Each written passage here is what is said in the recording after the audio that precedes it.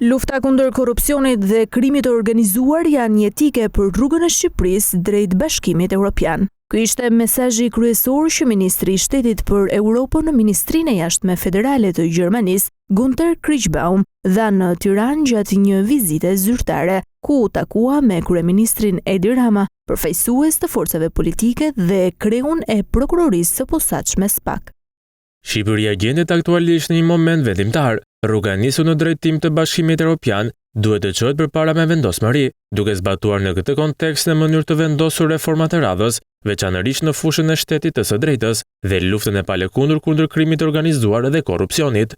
Por për reforma të tilla të mëdha, diplomati i lartë theksoi përfshirjen dhe bashkëpunimin e të gjithë aktorëve.